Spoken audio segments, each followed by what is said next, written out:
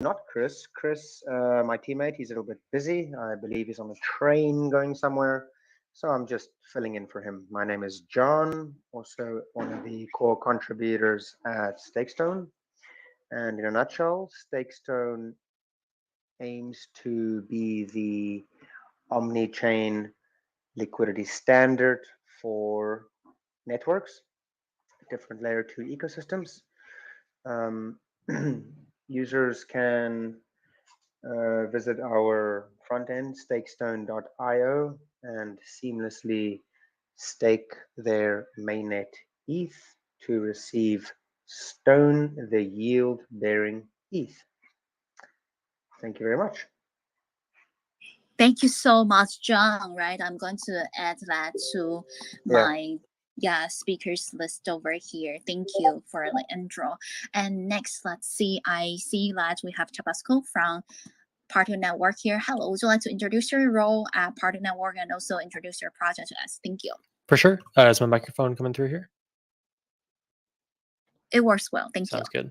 Yeah, so I can do a kind of a quick intro from my side. So my name is Tabasco. My real name is Ethan. Tabasco is just my alias. And I do developer relations here at Particle Network. So I do technical content and spaces like these and stuff like that. So I'm super excited to be here today. Really great list of questions. I guess like basically to provide a little bit of initial context as to what we do at Particle. Basically like this tagline that we tend to use is that Particle is the intent-centric modular access layer of Web3. Basically, in more or less words, what this means is that we do a variety of like UX-centric solutions. So we do things like social logins and intents and kind of a bunch of complicated things that basically like collectively contribute to this idea of reducing the barrier to entry in Web3 and onboarding like the next billion users. So enabling mass adoption through better infrastructure that is more friendly to newer users in the space. So this is basically what we build. We try to do things that promote like interoperability and generally like, try to get people into applications easier, working across chains easier, interacting with these applications easier, stuff like that. Within the Bitcoin ecosystem, specifically what we're building is something called BTC Connect. Basically, BTC Connect is a method of using your core Bitcoin wallet. So using a Bitcoin wallet on like the native Bitcoin chain. So Unisat, Lether, Xverse, stuff like that, OKX, really like any of the main wallets. And then you can use that within EVM applications to leverage account abstraction. So to use a smart account and stuff of that nature directly within applications that are on these Bitcoin layer 2s. So, chains like B Squared and many other Bitcoin layer 2 you can imagine.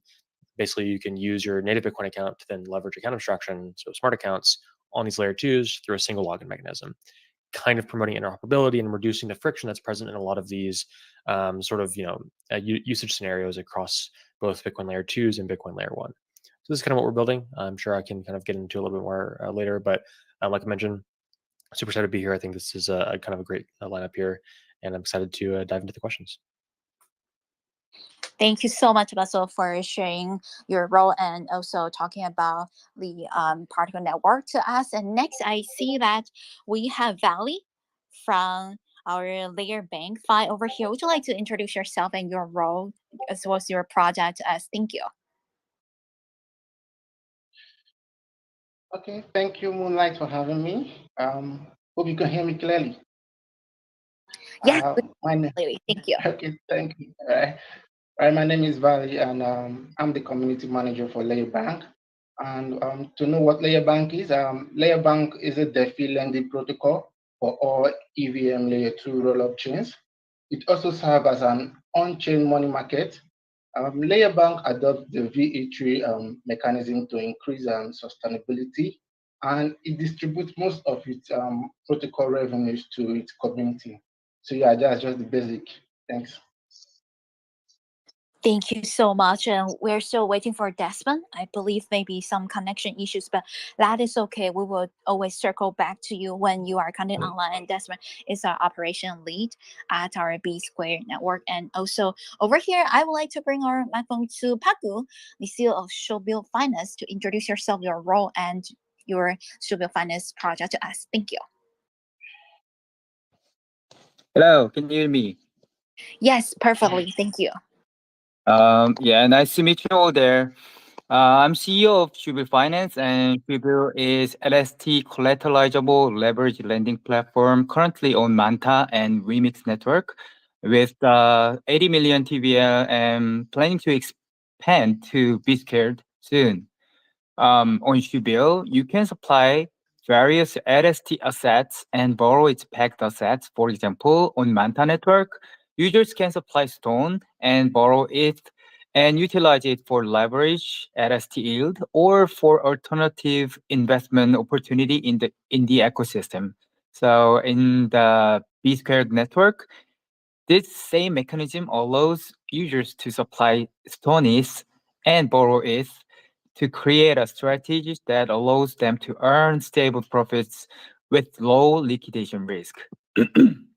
And I'm also an influencer who promoted Manta New Paradigm actively previously, and I'm now promoting Biscared Odyssey and Buzz these days, and gathers like more than almost like 30 BTC on my team. In the case of Manta, the synergy between my promotion as an influencer and the involvement as a project owner has had a positive impact on not only Jubil but also the whole ecosystem itself. So I'm looking forward to do same with Biscared. Thanks. Well, thank you so much for the intro, Paco, and welcome to join us. The record is certainly amazing. And I would like to circle back to check with our Desmond over here to see if, yeah, you will be able. Oh, okay. Let me see. I actually could not see that. Okay. Are you already joining us? Let me try again.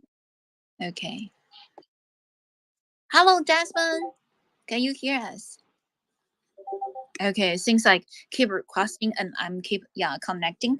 Sometimes it just didn't work. Okay. So I wanted to type in our group channel. I'm sorry, but cannot hear you. Sorry about that. Hey, yes, perfect. Yes, perfect. Yeah, I must have had a connection issue. Yeah, tried to speak many times, but obviously didn't work. Sorry about that. No worries, it's working on just Brilliant. in time for the intro. Yeah, Lovely. like Brilliant. Glad I made it. Thank you very much, Light, for keeping things together.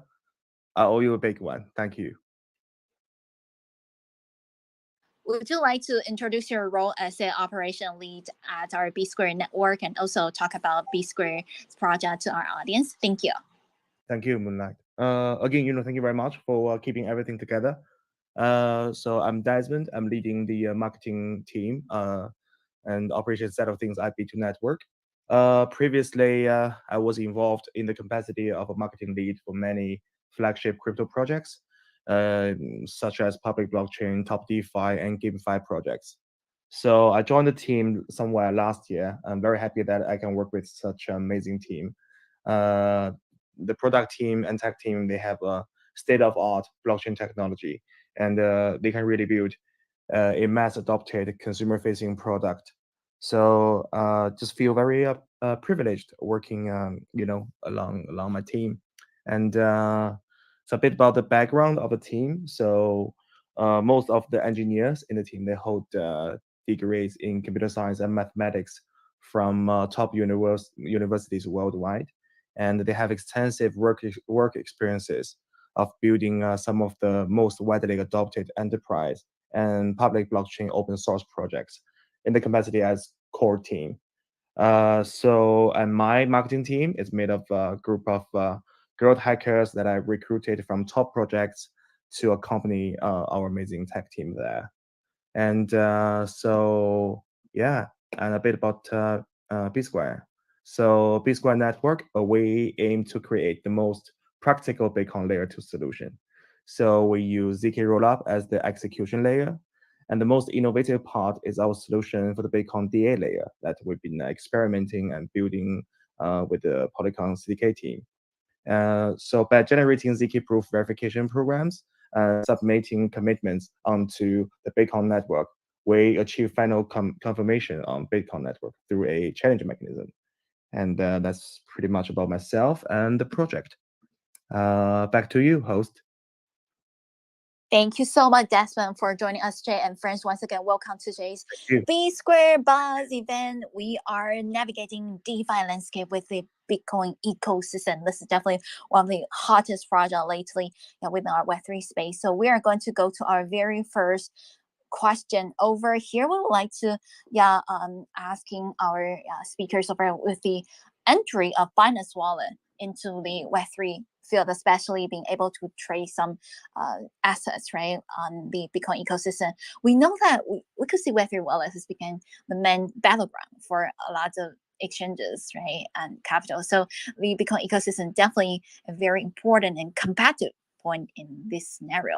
How do you perceive these phenomena, and how do you plan to navigate in the increasingly competitive market? And starting from here, feel free to open your mic and jump into the debate, because this is really exciting. I see that we have many top DeFi projects over here, right? So feel free to just open your mic. If not, I will call our speaker's name to take turns to talk about this topic. Thank you. How about I can start first. Yes. Yeah. Desmond, please. Thank sure. you. Well, as a seasoned builder, in the space, I've seen, all sorts of, themes, going on and on for years, right? So I think, previously, it was the DeFi summer, right? The end of, the summertime of 2020, that people see, real adoption from Uniswap and other swaps, and a flourishing batch of DeFi applications, right? I think that's when the centralized exchanges, they realize that users can't tolerate the longer transaction confirmation time and the substantial amount of gas fee spent on a transaction, and when some of the tier 2, even some tier 1 exchanges saw that their users, the volume of the traffic flow into Uniswaps and other decentralized exchanges, they know that the table has been turned. And then I think it was Binance who had the first battle cry by launching BNB chain. Well, back then it was called Binance Smart Chain. I was working for a DeFi project back then. I was very privileged that got to see the rise, the witness and the rise of Binance Smart Chain, and work along with the core original team. And I think that really set an example, that centralized exchanges, in order to get the traffic and users' attention, they need to open up, not to keep everything in the black box, but to really keep themselves open, to the real Web3 world, right? And then after successful launch of Binance Smart Chain, we've seen many chains flourished. Back then, Huobi Exchange, they did was it Heiko chain, and then KuCoin that I've been using a lot. They did a Ku chain, and I believe that OKEX, they did their first chain using the Cosmos tech route for their first version of their public blockchain. But now they are, as I can see, we are adopting the same tech route, which is a Polygon CDK, and they're launching OKEX X1 network momentarily. I think they just opened their test net. So I think it was really Binance started it all, that turned their conformist way, and then start to embrace the true Web3 spirit, being very open, very transparent, and then I think in my opinion, I think OKEX is the heir, is the successor of that spirit out of the centralized exchanges, and just glad that they have a good eye, just like us, by picking the Polygon CDK route as probably the most fitting and the promising tech route to launch a chain. And whereas we've seen BNB chain, they've embraced the OP route, and I know that BNB chain is probably stays one of the biggest blockchain that process most amount of transactions every day compared to Ethereum or Polygon.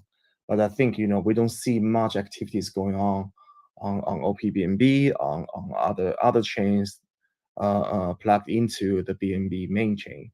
So I think yeah, I'm pretty bullish on the OKX X1, and we're just very happy that OKX is an investor in our project as well. And yeah, entering to 2024, I think Binance realized that they've been falling behind. They fallen behind. They want to catch up. It was them. Started it all. That centralized exchanges can turn some of them, decentralized. I think they want to carry on that journey. With OKX, obviously had a head start already, and yeah, I believe 2024 will be a very competitive yet very brilliant year for all sorts of centralized and decentralized dApps. Yeah, that's me. Thank you so much, Desmond, our operation lead at B Square Network, to sharing your views regarding Web3 wallet war over here, right? Especially within the Bitcoin ecosystem. And do we have any other speakers who would like to jump into the discussion as well? May I say something? Of course, Cody, please. Yeah. Thank you. Yeah. Talking about the battlefield, yes, there are a lot of battles around the crypto wallet. Of course, the centralized exchanges such as Binance and OKX, they have money. They have a lot of human resources.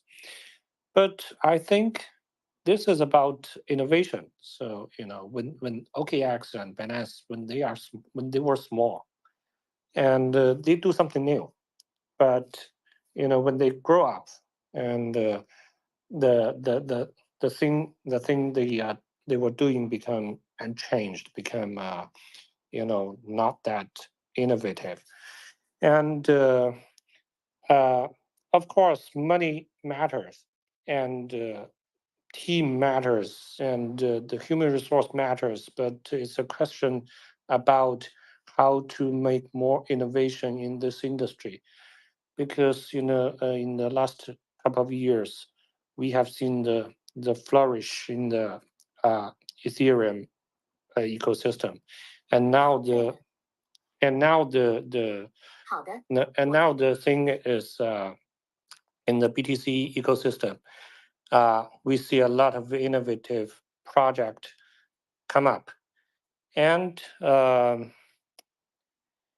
sometimes the small team have special skills, have special ideas to defeat the big teams. There are a lot of examples in the history, and the technical fundamental of Bitcoin network is different from the Ethereum. So what that will produce, what that will lead to us, I have no idea right now, but I think there will be something new. And I think that's what I want to talk about. Thank you. Thank you so much, Cody, for sharing your view with us. Yes, definitely, it's a battle. Yeah, we could see the battle zone is over here, right? And next, I would like to check if we have any guest speakers who would like to jump into a discussion about Web3 wallet war, especially talking about within the Bitcoin ecosystem. Thank you. Yeah, I guess I can hop in if that works. Of course, Tabasco sees particle networks, especially specializing wallets, right? Thank you. For sure, yeah. So the wallet ecosystem is quite an interesting space. Now I know we've talked kind of about like the wallet war, like how competitive it is, and generally like we believe that to be a good thing. I mean, at the end of the day, like these are the interfaces that users are using to use your application, so they need to be good. And that's what competition does. It kind of enhances these and makes sure that they are user friendly and that they're easy to kind of bring people into the space with. So I think like probably in the future we probably won't see a reduction in the number of wallets. I'm sure there's going to be a few that kind of come out on top. But I think more importantly than like having one wallet that everybody uses, I think like the number one thing to note here that I think we currently lack in the Bitcoin ecosystem in a pretty significant capacity is wallet interoperability. Because Bitcoin is a non-EVM chain. So if you want to use Bitcoin, then you're using something like Unisat, for example.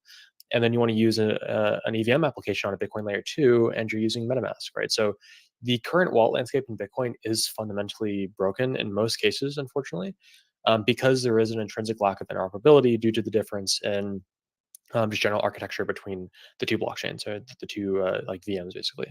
Bitcoin is just a different environment, so you need a different account type to work with it. So like, what's the solution here? I think like, to make wallets much more effective and kind of equal the, like, I guess, equalize the landscape of like this wallet war within the Bitcoin ecosystem.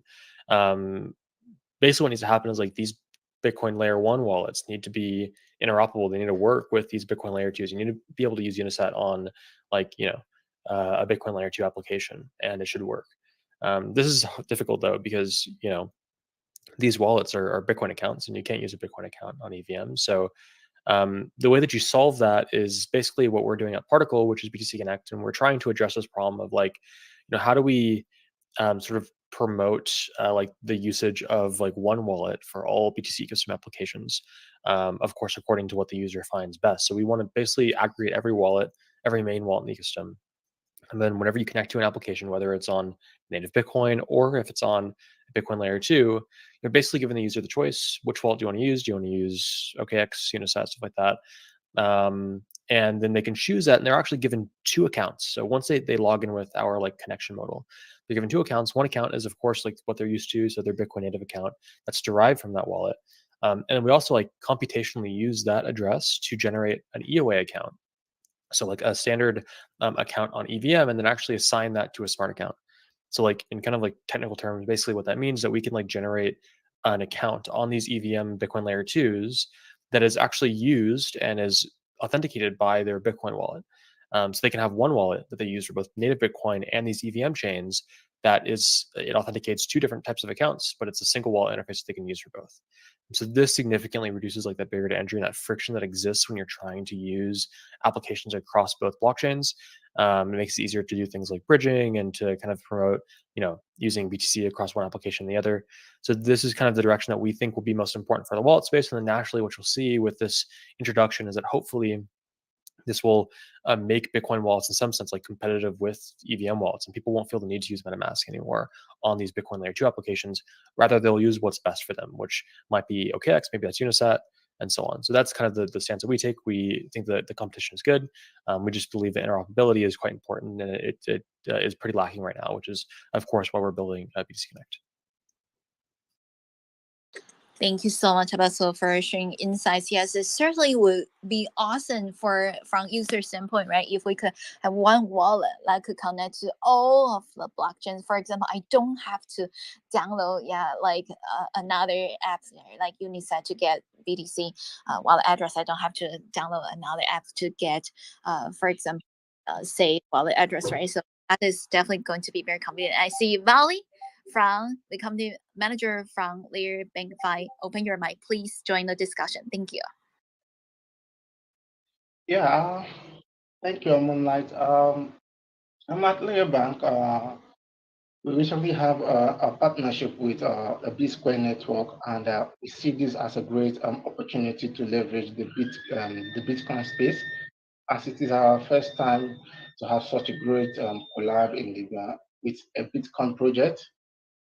As this collaboration, it will further boost the sustainability of both projects and also enhance flexibility in lending on Layer Bank.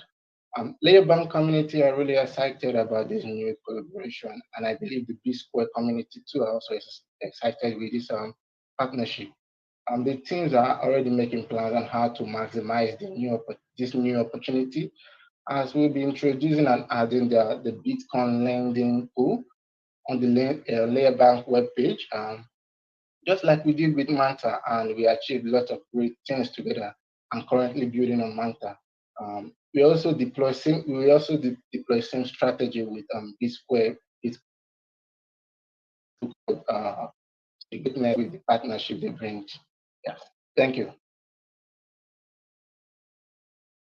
Thank you, Valley, for your input over here to the discussion topic. And I would also like to check with our speakers from Stay Stone and Shubil to see if you would like to add more insights. Thank you. Yeah, can I jump in? Of course. Thank you. Yeah, actually, I think it is just a simple math because, as all of you might know, there are like almost half of the money, is sitting in the like Bitcoin. So, the what? Yeah, please turn off the mic, please, Valley. Anyways, yeah.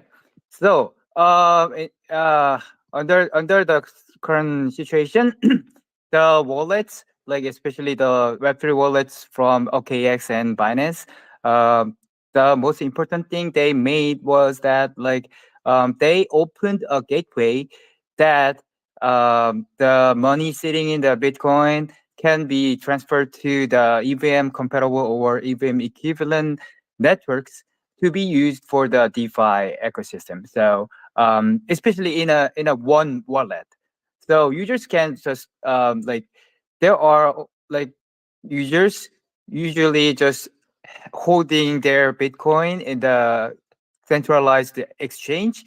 So for them to use a kind of like new Bitcoin wallets are kind of pain in their ass. So like if they can use the same wallet that they were using, like especially for example the OKX or Binance wallets, then users might feel better, feel more comfortable to utilize their Bitcoin in a DeFi ecosystem. So like, and it is a very very big money, then it'll just like fertilize the DeFi and network ecosystem very much. So it's kind of like one of the biggest event I think in the DeFi um, field.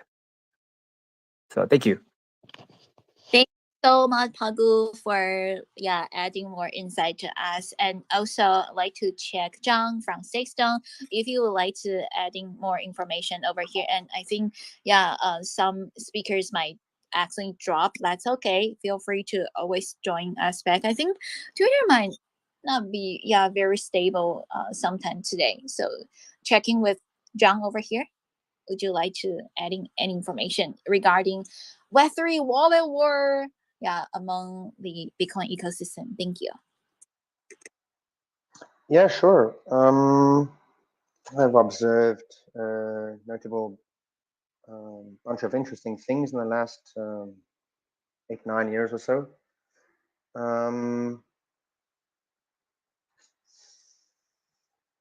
I'm not too sure about the angle of the question about the Web3 wallet wars. I mean, I see MetaMask, and then I see multi-coin wallets, but I mean that's like the more complicated it is, the higher the risk. And then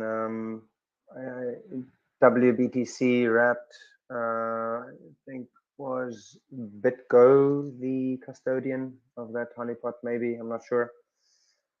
The BTC wallets are amazing. I mean, we've got fully open source from Craig Raw. He built Sparrow. It's wonderful, just running on a nice secure Linux system. It's beautiful. You can do all your UTXO management like in low fee environments, and you consolidate all your UTXOs. It's great. Lightning wallets are really starting to pull their weight. It's very challenging coding these things up. But something that recently came to Phoenix was splicing. It just allows you to manage your channels a little bit more optimally. So that's wonderful. And Bitfinex actually recently upgraded their ability for users to also purchase extra channel capacity for spending functionality, high velocity spending over Lightning. And then keeping in mind that January 10th we had ETFs launch in the US. What is it, 9 or 11 of them? BlackRock being one of those behemoths, just soaking up so much. It's nice to see, Grayscale being depleted a bit. It's good for distribution. It's great. And then so the federated sidechain, Bitcoin only sidechain Liquid. I think that's very, very interesting. Been playing around over there for a couple of years, but interesting thing is that for me that I've observed is it hasn't really observed a lot of adoption because Bitcoin is the token, and you can create some leverage features over there. You can have peer-to-peer swaps with USDT, but we've seen an uptick in some the peg-in capacity in the federated multisig, like 11 out of 15. It's quite interesting. And it's a very, very different trust model, but it's a lot better than the BitGo honeypot for WBTC, much better. Because they have, end of last year, they fully open sourced their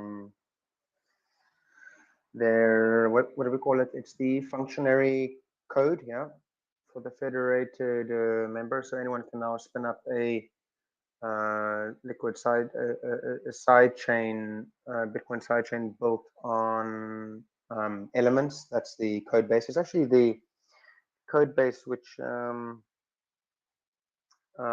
has got it's the most similar. It's the closest to layer 1 Bitcoin's code base, which is quite interesting. And they the community is discussing about pushing maybe perhaps a last BIP called check template verify. It'll allow some interesting things, and then I believe we will get ossification after that. Actually, very, very soon. It's just going to ossify completely, like we had the base layer of the internet, TCP/IP. It's like it could have improved, and to the point they just next layer, let's go. As for the competitiveness and the phenomenon, and with all these interesting things, what can people do? Well, they got discrete log contracts these days, which you can directly holding your own private key on layer 1, and you can validate your own, UTXOs in your transactions, from mental.space, for example, and you can engage in a discrete log contract with multi-party peers. It's built by Atomic Finance, I believe, and you can do options. They have options. That's interesting. So that's just some of my observations.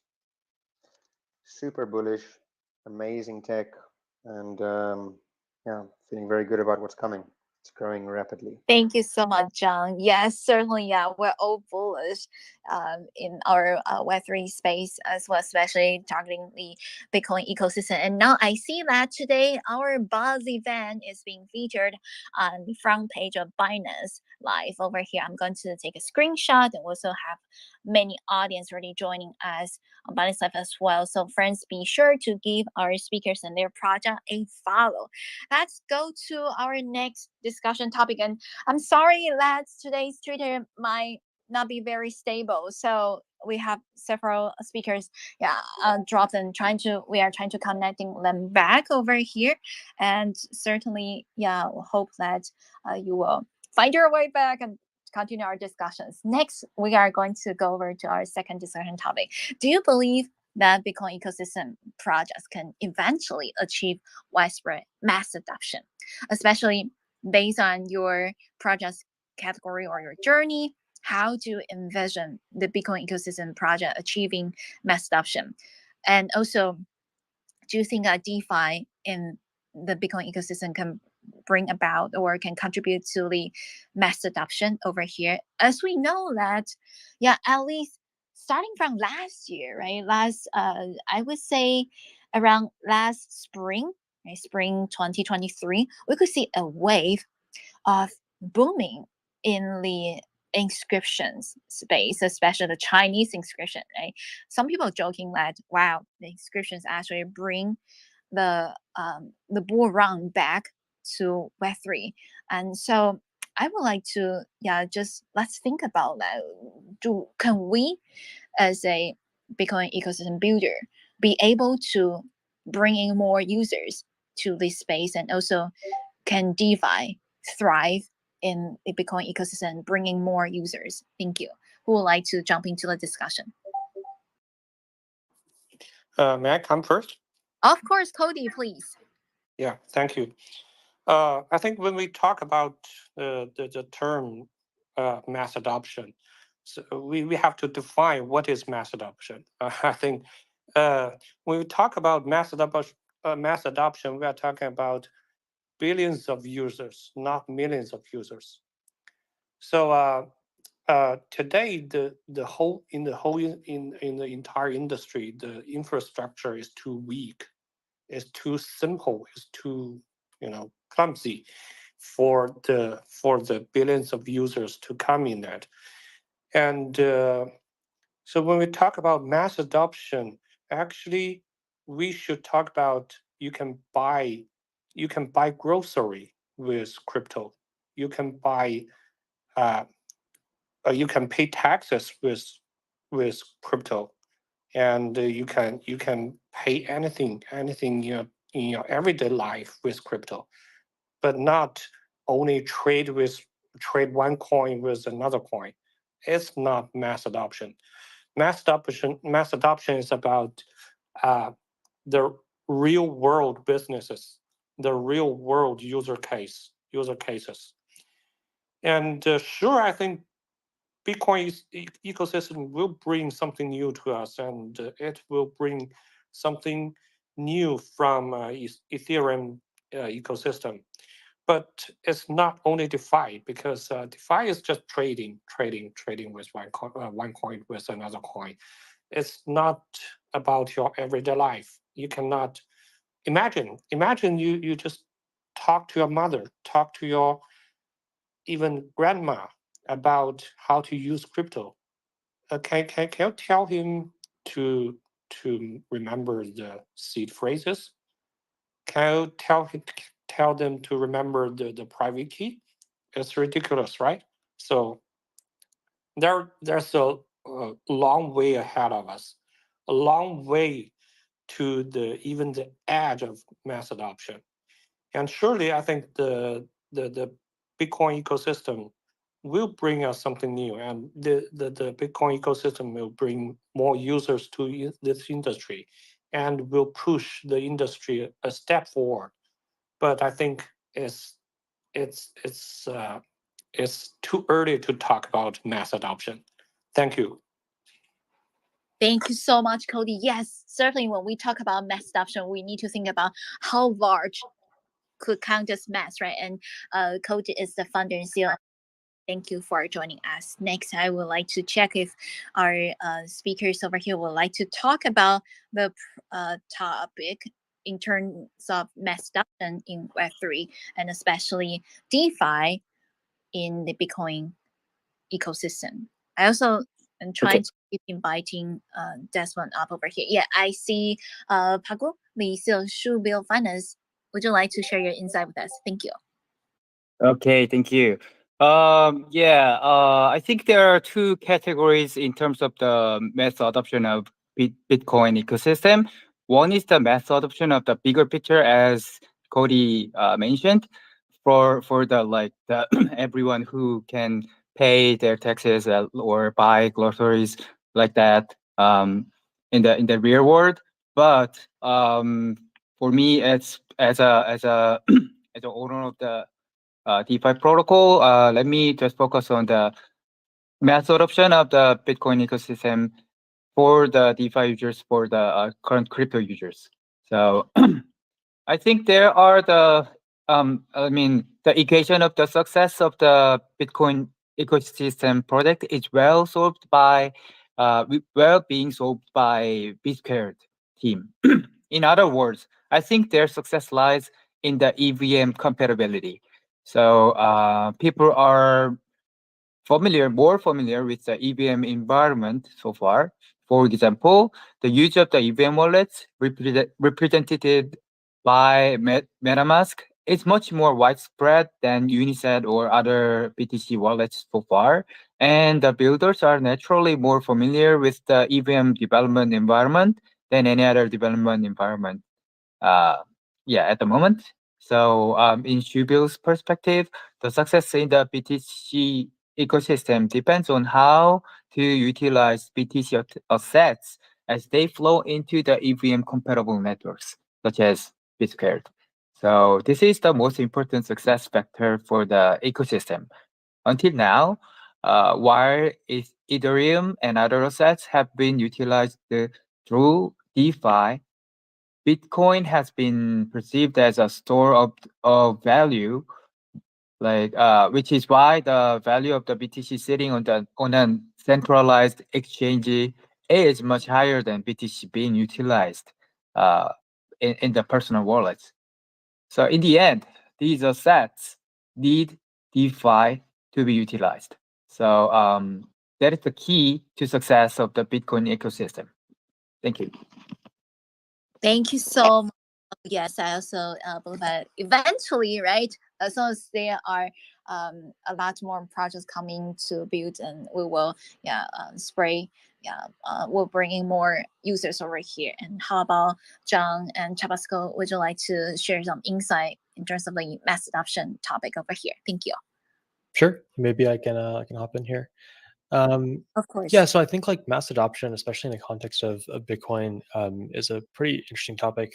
In general, I think for a long time, really, the Bitcoin ecosystem wasn't necessarily a place where, like, at least I really imagined like consumer level applications or like applications with this much complexity would exist. But of course, today we have blockchains like B squared. We have like this additional layer on top of like the base Bitcoin blockchain, which enables a lot of really cool applications like DeFi.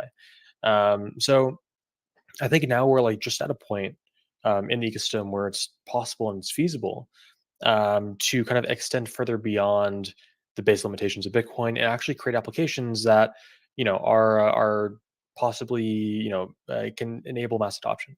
Now, I think like in general, even just for the EVM ecosystem overall, this idea of like actually achieving mass adoption is pretty multifaceted. There's a lot of components that go into it beyond just having a good application and beyond your application just being EVM compatible. I think that's a great first step for the Bitcoin ecosystem, is getting to that point where like there's a foundation that now it's mostly just a matter of like user experience and awareness when it comes to like achieving a high degree of adoption.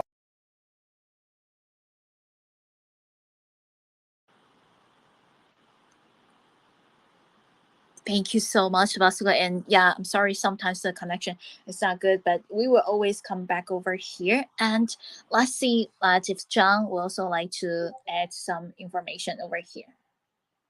And I see Desmond joining us, connecting.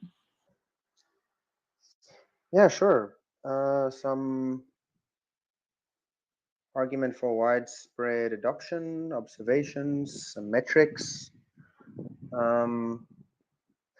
Yeah, so Bitcoin is a store of value. It's limited in supply, verifiably limited in supply. So therefore, people will not be spending it on taxes. Why would you pay money to the government using money that is meant to separate money from government? It's like, no. So there will be no taxes being paid in Bitcoin. I mean, in some places like maybe Lugano, Switzerland, they receive USDT and BTC, but yeah, There are no limitations. I would say they are features. It's a feature. It's not a bug in the base layer. It was designed specifically how it is being utilized at the base layer right now. There will not be billions using the base layer because it will be using other layer 2s or side chains for that matter.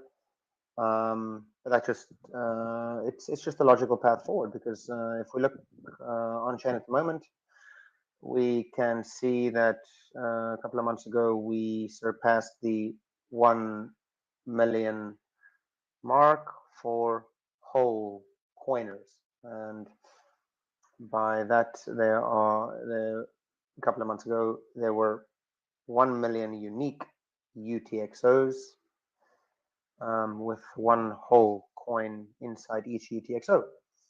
And I think that we're almost reaching a peak for whole coiners on the base layer. I don't think we'll ever get to 2 million whole coiners in UTXOs, because if the current 1 million odd so whole coiners attempt to go for 2 coins, that means, wake up early, exercise, good rest, work 3 jobs, stack a lot of sats, live a simple life, don't waste your money. And they're going to probably push the price out of reach for the next million. So I don't think, so I think on that metric, I think we're reaching a peak whole coiner metric. And that's normal because the base layer is designed, with limited block size in order to preserve its decentralization. In other words, we can say, you can use commodity hardware, for $100 to run your own full node and validate whole entire chain.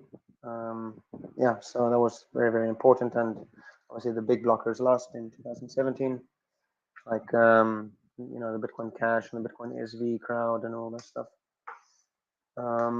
As for mass adoption, widespread, that is onboarding new people, the next billion, they don't need to store a UTXO, in their cold card and their seed phrase, stamped in steel plates, and bunkers under the ground.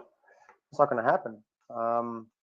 By widespread adoption, what I think that means is people have shifted from a fiat mindset to a hard money Bitcoin mindset. And even, it's arguable that won't happen because, back in the fiat world,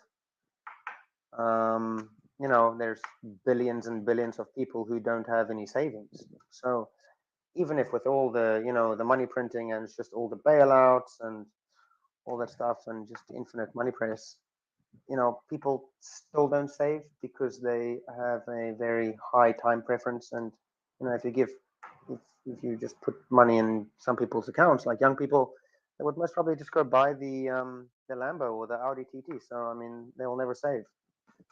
So by widespread adoption, for that matter, I would say people would basically understand the value proposition of why BTC goes up in value in dollar terms infinitely. Maybe that's widespread adoption, just their mindset. I don't know if they'll ever save, but like some of the previous speakers from B Squared Network mentioned, it is years away, arguably decades away. Yep. Thank you so much, John, for your insight. And I see that Desmond is online over here as well. Would you like to share your views in terms of DeFi in Bitcoin ecosystem's mass adoption? Thank you. Yeah, sure. I think I will argue, Bitcoin is the first asset and blockchain network in major adoption. I mean, the longest surviving network to our knowledge, right? I mean, Bitcoin employs millions of addresses and silky smooth user on ramp and off ramp. I think before USDT came along, if anyone of you has traveled to places like Isle of Man, Zug, a lot of local shops, they accept Bitcoin as a medium of payment. Also, I don't know if anyone can recall the Bitcoin ATM machines. So I think, Bitcoin and the network itself, has achieved widespread adoption, right?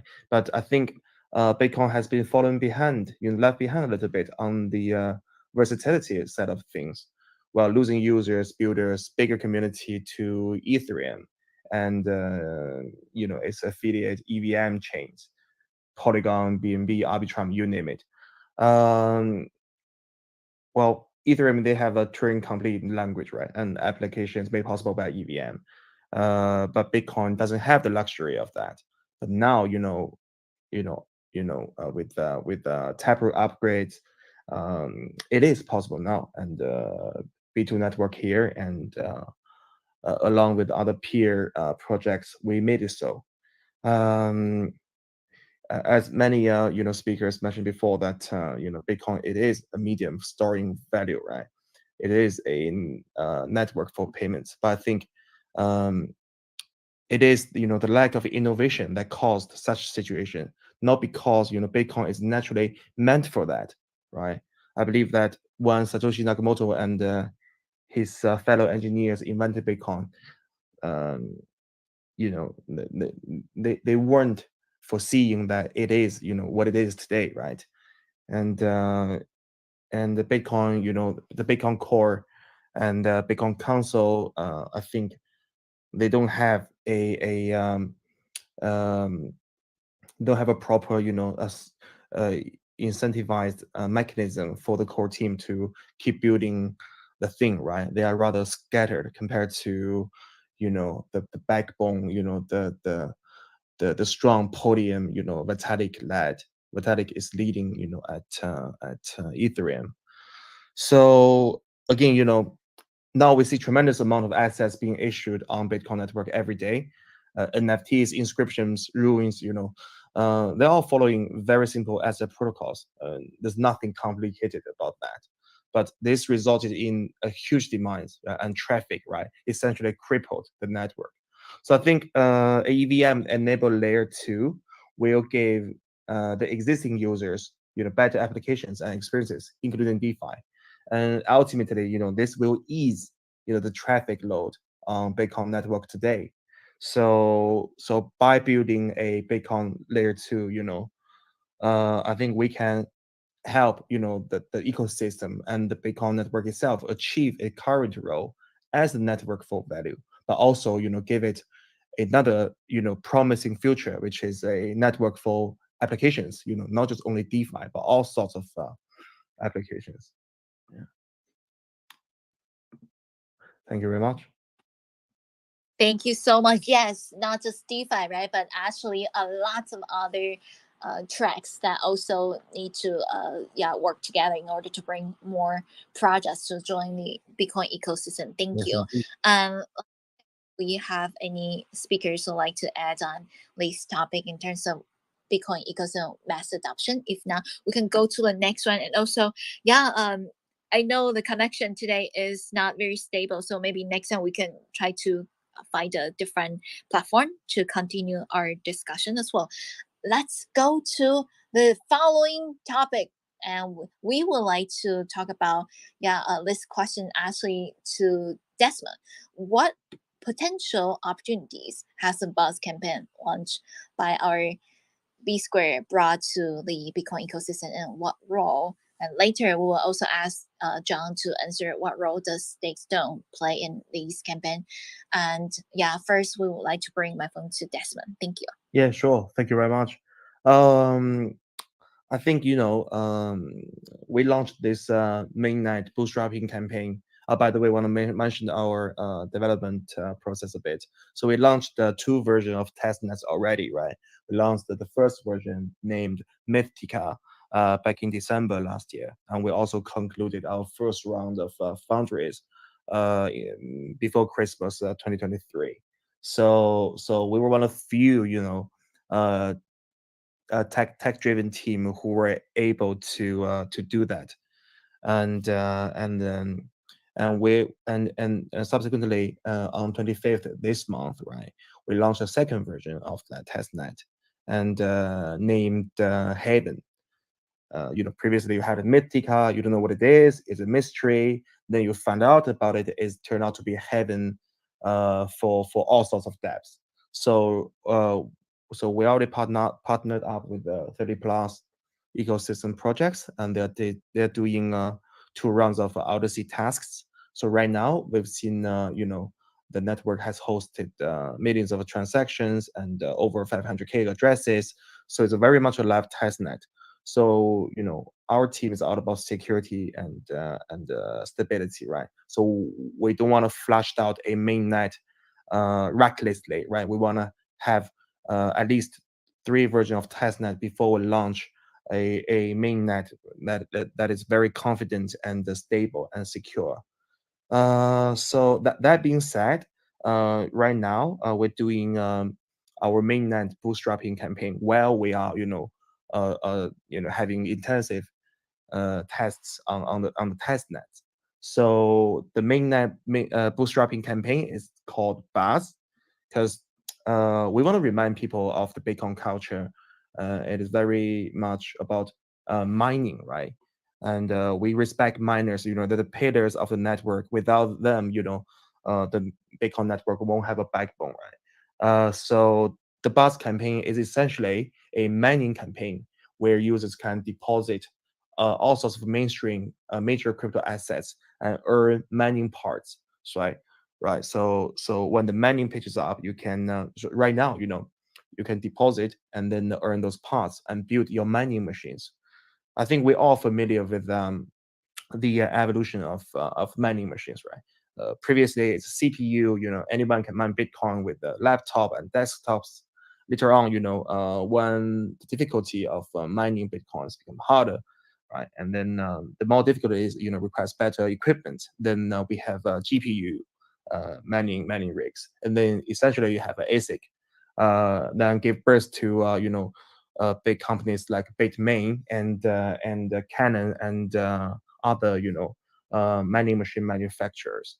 So our mining campaign is mimicking that, and it helps us to filter and identify the most valuable users from all networks, from BNB chain, from Ethereum, from Polygon, and we want to allure them right to our mainnet bootstrapping.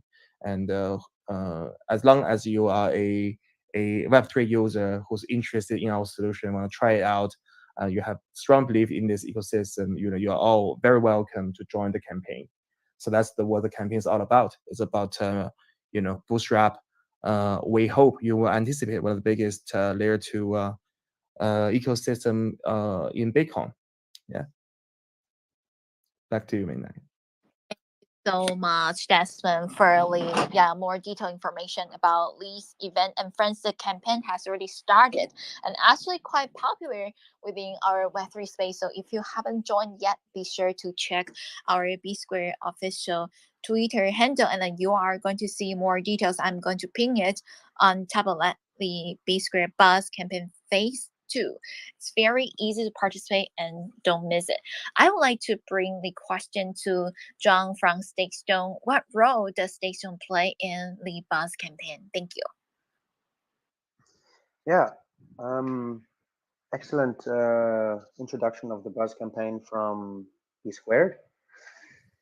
Yeah, so Stakestone's primary role is what it has been doing, providing native rewards for ETH deposited by the users in the Buzz campaign, for this matter. Why do we do that? Well, the overall incentive is to increase the capital efficiency for users, chains, and the broader ecosystem of everyone who is involved. An example of this is Layerbank and Shubal. They've integrated some stone liquidity, so that's great. And then broadly speaking, our understanding is that we're not only focused on the assets, but also, you know, the different projects that are involved and the broader mission of onboarding and you know, penetrating other ecosystems, just like B Squared mentioned before. So that's excellent. And yeah, just the introduction of multiple assets. You know, it has the potential to bring more on-chain active players to B Squared. Yep. Thank you so much, Can I John. add something to that? Of course, yes, please, Desmond. Thanks, Mona. Yeah, wanna express our gratitude towards the Stakestone team, especially Charles, right? Has been one of our best advisors. Stakestone as one of our staking partner, we work together on this common belief, that there should be more enhanced liquidity across chains. We're just glad that their solution can be integrated with B2. And I think, in my humble opinion, Stakestone, it is the uttermost prominent player in the liquid staking tokens, and their protocol has been accepted to many projects. They are behind us, and they are behind the successful story of Manta Network. And yes, guys, and the way we advertise the Buzz campaign, with native yields, that refers to the amazing work that Stakestone people has done, right? When you stake your ether, that essentially is staking with a Stakestone protocol, and that'll get you not just the Buzz campaigns mining of our native token, but also a share of native yield from the Ethereum network. So I think they're doing a marvelous job there. And again, just feel very privileged and very grateful that we can work on this campaign together. And again, thank you very much, guys. Perfect. Thank you for the additional information. Friends, just like I said, it's very easy to pass it to the B Square Network Buzz Phase 2. It's already started a few days ago, and how to mine the B Square token is very easy. Just need to deposit your assets in the B Square Buzz to get parts, and the information were pinned on top of today's True Space, so feel free to check it out. And next, we're going to hear from each of our projects over here to learn more about some insights or your project's future plan or roadmap that you could share with us. Thank you. How about that, starting from Desmond, our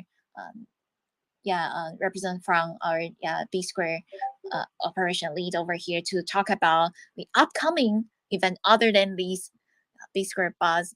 Do we have any planned events or roadmaps that you would like to share with our audience? Thank you. Yeah, sure. Thank you very much, Moonlight. So the Buzz campaign is ongoing, and we just seen, we reached a TVL of 75 mil milestone for us, because we just launched this campaign, I think, less than 3 days ago. Is it 4 days? It's the 4th day. Yeah, I think this is the 4th day, right? We've seen, on the sign up phase, we witnessed over 60K addresses sign up, and I think we have 1/5 turnout up till now. That's essentially 12,000 addresses deposited their precious token and as a token of faith to the project. I would like to take this opportunity to express our gratitude, guys. We have an amazing tech and product team, and we endeavor to deliver you the best layer 2 Bitcoin layer 2 experiences. And following the Buzz campaign, I think that's the mining, right? The mainnet launch and the mining officially starts, right? And our rules are clearly written on our Medium post. So if you want to learn everything about it, do check it out. Again, after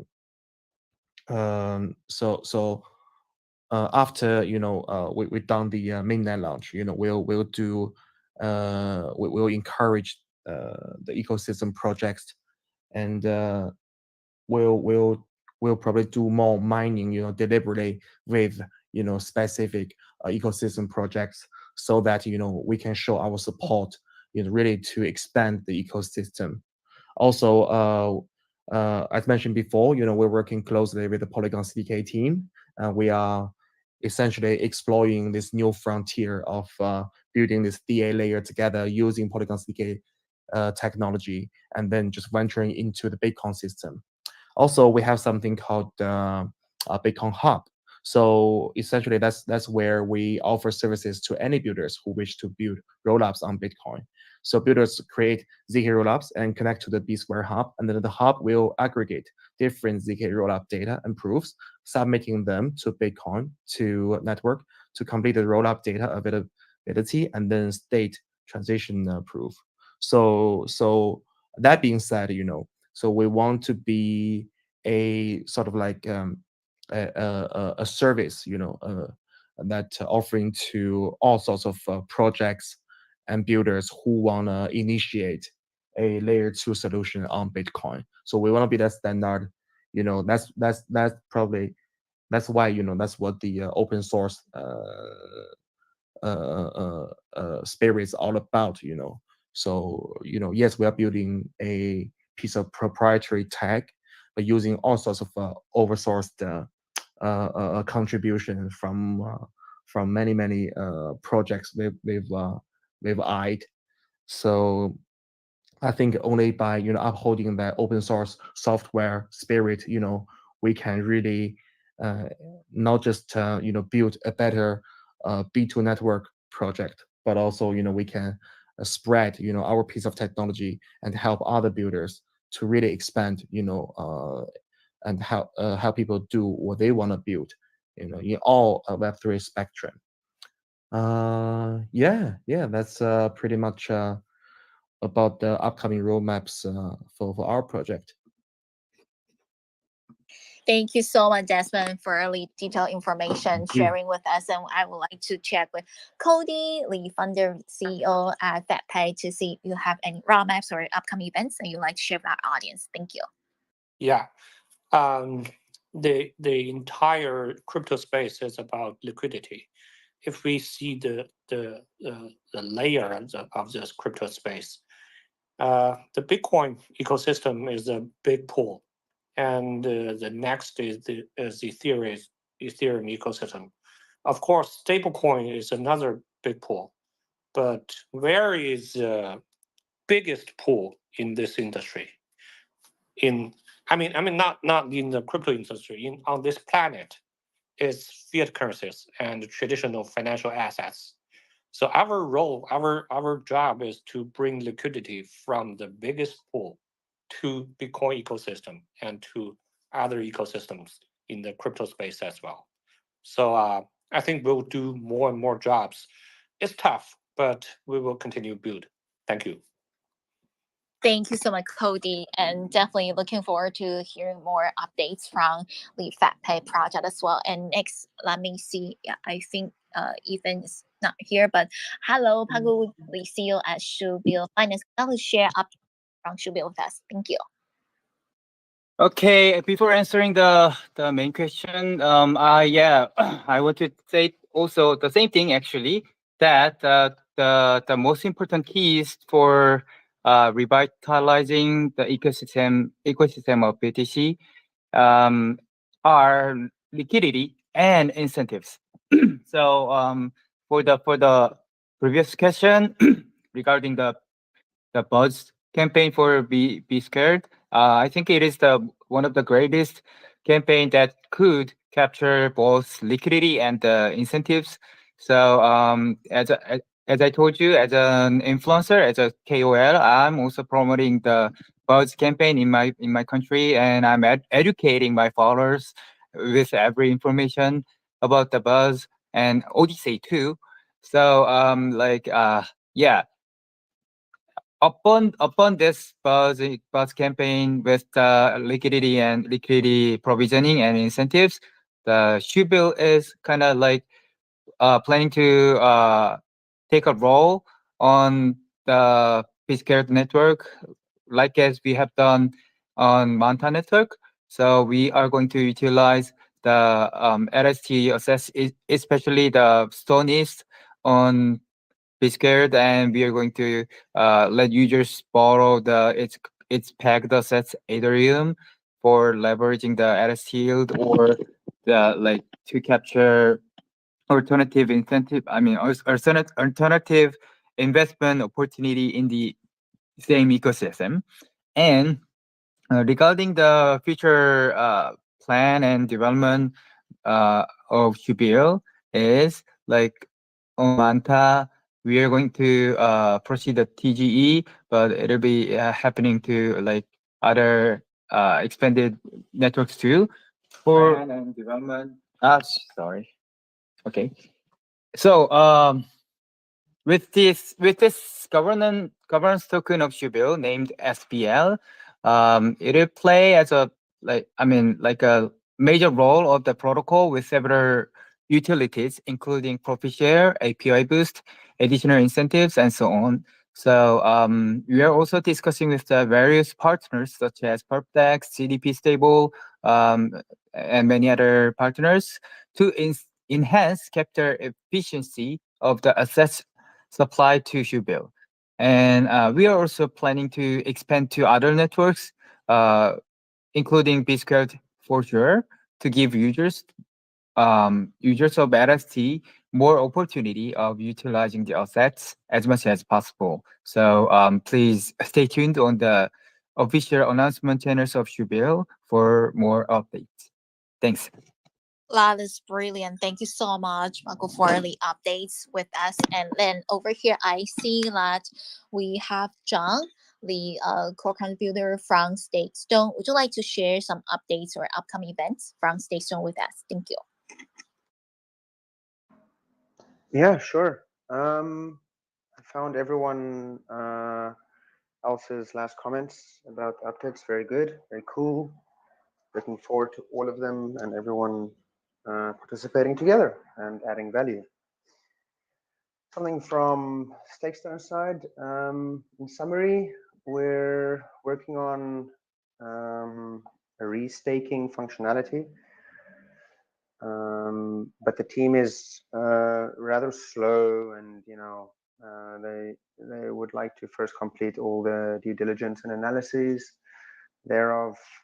But yeah, hopefully we can let users and partners like B squared benefit from it. So that would be very great and exciting.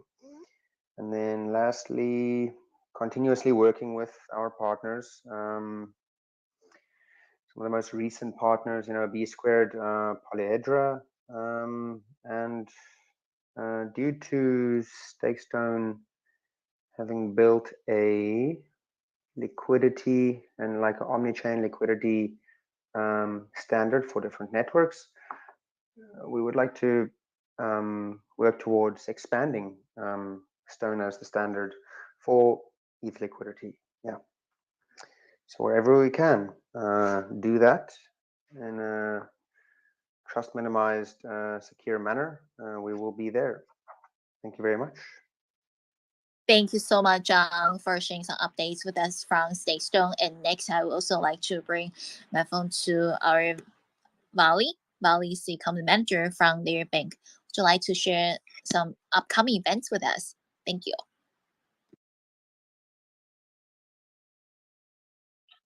Thank you, Moonlight. I've been having a little bit sound issue here. Yeah. First of all, I have to talk about the potential opportunity that has Boss company launched by B2Bot. Amazing projects like Stakestone and other LSD projects have the potential for combined with the innovations like ion layers. The synergy with them in Manta was explosive, and I'm very excited about what they are cooking up in the BTC network, layer 2 network. And they might bring a very interesting system related to Bitcoin, and whatever it is, Layer Bank will support them and bring better capital efficiency to the market. And also, from a marketing perspective, it seems like the various incentive campaign for bootstrapping assets are currently trending, and in trending initiatives like Blast and Manta, there is a lot of potentials or what the B-Square network can bring with Bitcoin. Additionally, I believe that the staking meta is dominant, and the role of Stakestone in unlocking that in the B2Square network will be important. As Layer Bank, we will always focus on being one application used by end users and staying true to the core functionalities while bringing various financial innovation. Yeah, thank you. Thank you, Wally. And yeah, I also like to check. Yeah, I think everyone already shared upcoming events over here, right? Once again, very, very appreciate you all spend the precious an hour and a half with us at today's B Square Buzz. And we actually have our space event quite often over here. Feel free to join us back in the near future. Also, everyone, if you are in the audience, you haven't given our speakers or their projects a follow, be sure to click on follow so that you're going to receive first-hand information from each of the great projects that participate today's event. And this is Moonlight. I'm John speaking. Thank you for joining today's B Square Buzz event, navigating the DeFi landscape with the BTC ecosystem. Thank you. Thank you. Thanks, Moonlight. Thank you all. See you next time. Bye. Thank you very much, guys. Thank you, Thank you. Bye. Yeah.